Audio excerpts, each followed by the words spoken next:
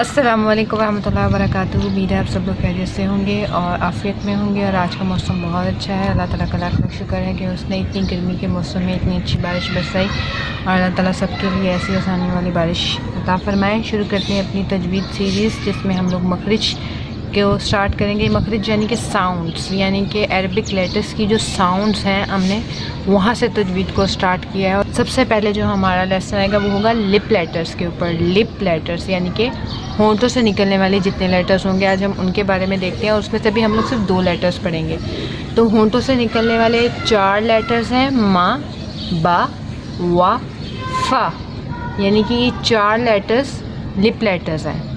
ہونٹوں سے ہم لوگ 4 لیٹرز دیکھ رہے ہیں، لیکن ہم لوگ آج صرف کس کو ریپیٹ کریں گے؟ ما کو اور با کو۔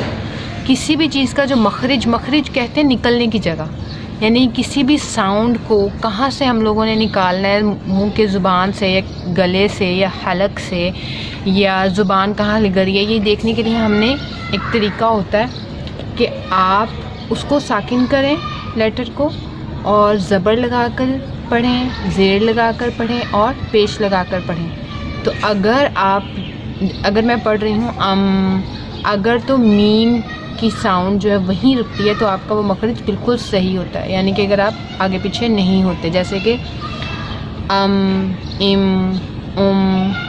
اب، اب، اب۔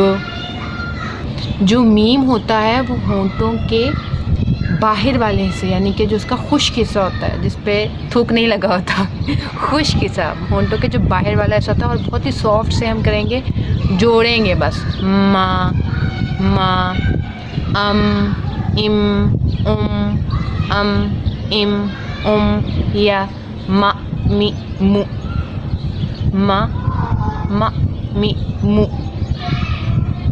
اور با ہونٹوں کے اندر والے تھوڑے سے تری والے حصے سے ادا ہوتا ہے، اور یہ ذرا قوت والا حرف ہوتا ہے، یعنی قوت اور شدت والا حرف ہوتا ہے، یعنی اس کی خصوصیات بھی تھوڑی تھوڑی ساتھ میں آپ کو بتاؤں گی۔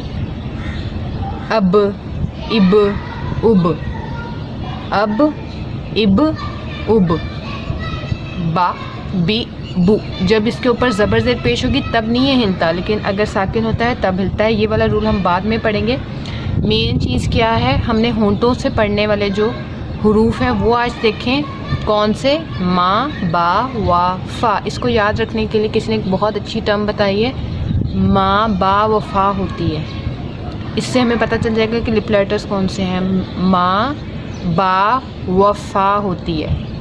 2 ہم نے آج پڑھے ہیں، اس کی پریکٹس ہم انشاءاللہ تعالیٰ کل کریں گے لیٹرز کے ساتھ، کہ کس طریقے سے اس کی پریکٹس ہوتی ہے، اور اس کو ریوائز بھی کریں گے۔ تب تک کے لیے آپ اس کو یاد رکھیں۔ ملتے ہیں آپ سے اپنی نیکسٹ ویڈیو میں، تب تک کے لیے موسم انجوائے کریں۔ السلام علیکم ورحمۃ اللہ وبرکاتہ۔